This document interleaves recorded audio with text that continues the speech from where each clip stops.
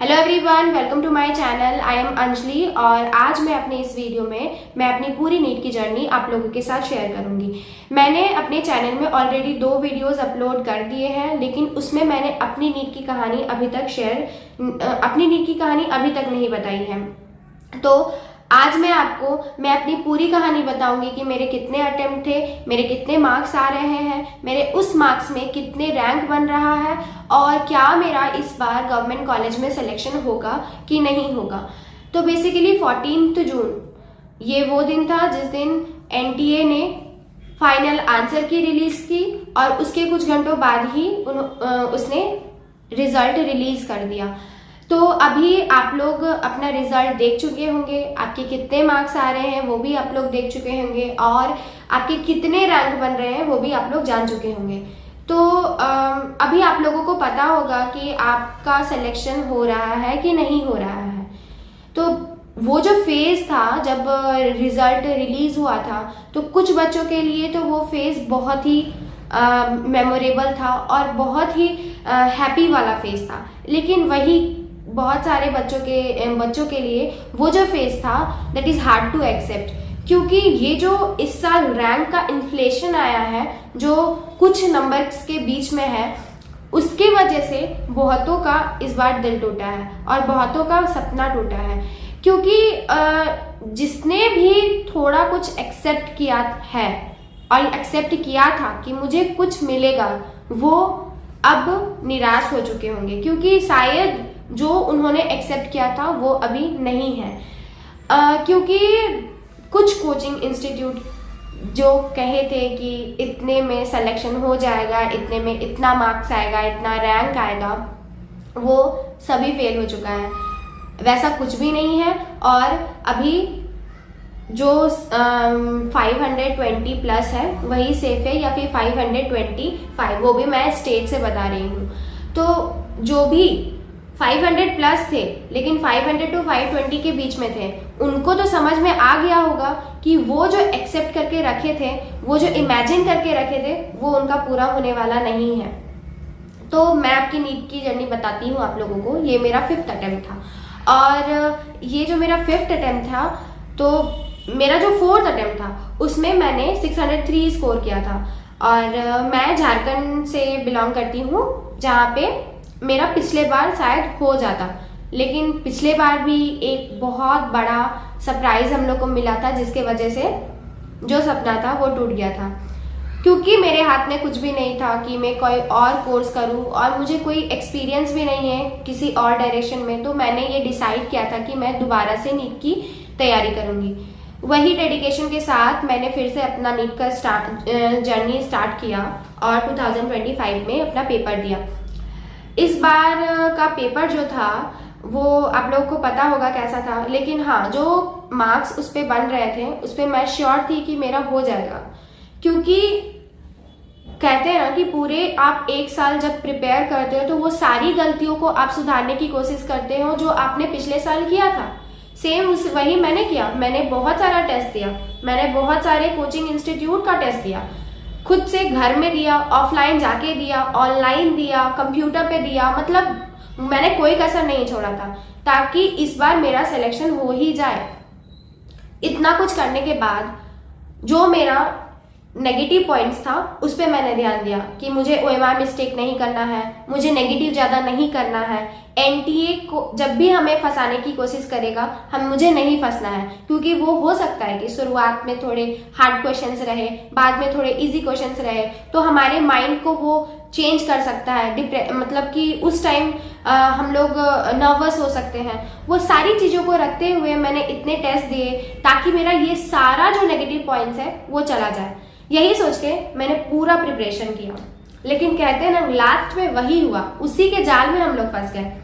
जब question paper मिला तो तब तो क्योंकि मैंने बायो का इतनी अच्छे से प्रिपरेशन किया था, इतनी अच्छे से कि बायो का हर एक लाइन से अगर कोई क्वेश्चन पूछे ना तो मैं कर लूंगी, इसीलिए इस बार मेरा बायो अच्छा गया था।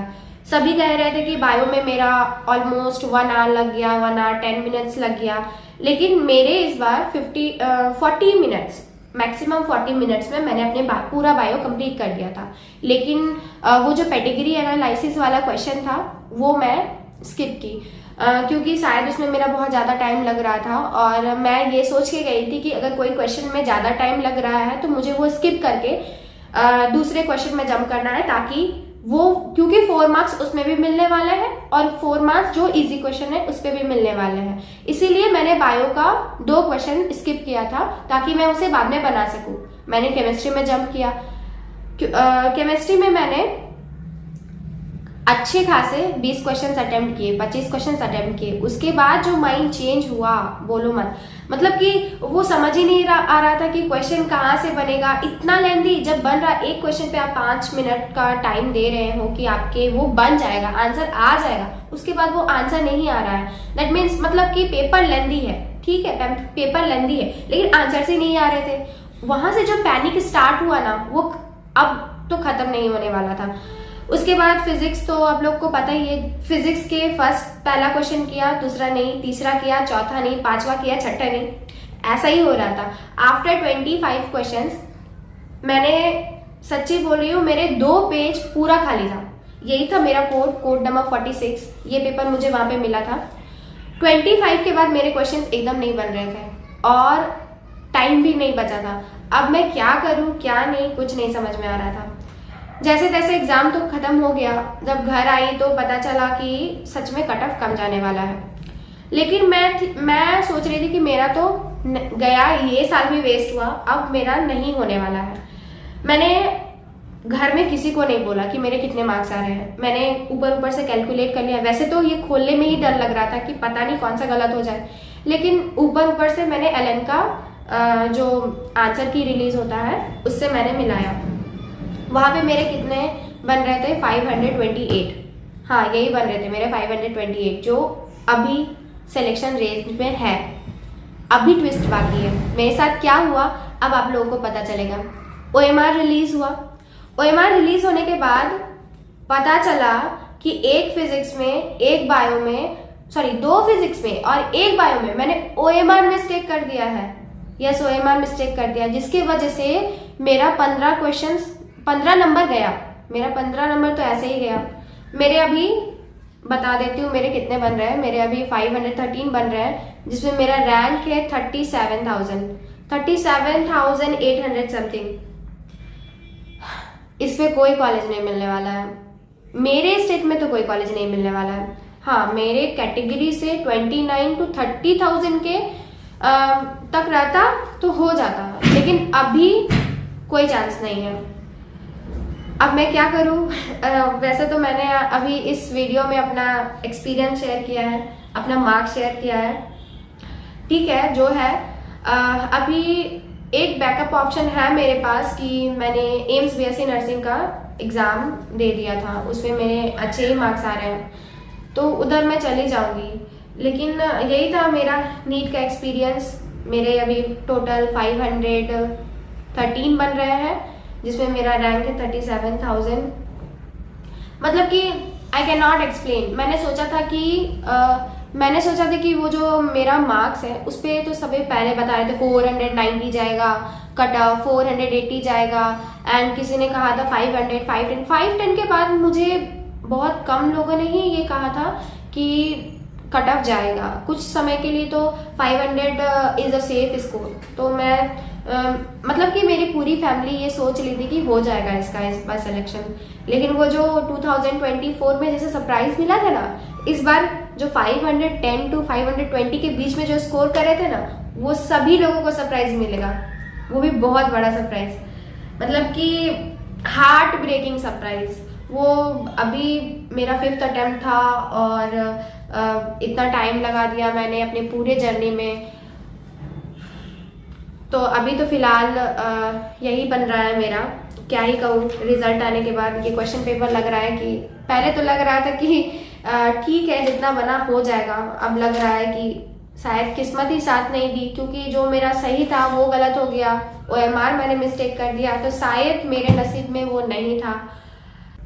सो बेसिकली मैं नीट को क्विट कर रही हूँ, क्योंकि इसके बाद मैं और नीट की प्रिपरेशन नहीं करूँगी, क्योंकि इसमें टाइम भी जाता है और आप एक लूप में फंस जाते हो, एक सर्कल में फंस जाते हो, जिससे आपको बाहर निकलना बहुत मुश्किल होता है। क्योंकि मैं ये फेस कर चुकी हूँ, मुझे पता है कि इस लूप में फंसने के बाद दोबारा नहीं निकला जा सकता है, अगर जब तक आप बहुत स्ट्रांग ना हो या फिर आपका एक बहुत बड़ा अच्छा सा बैकअप ऑप्शन ना हो। बहुत सारे लोग इसमें फंस जाते हैं। Finally my parents are supporting to me to join BSc nursing in AIIMS, so मैं ये लीव कर रही हूँ। That's it, thank you for watching my video. और अगर आपको मेरी आगे के व्लॉग्स देखने हैं, मैं कौन सा कॉलेज ज्वाइन कर रही हूँ और मैं अपने लाइफ में कौन सा प्लान लेके आगे बढ़ रही हूँ, तो stay tuned to my channel. और if you like this video, please subscribe, share and like to my video. Thank you so much for watching.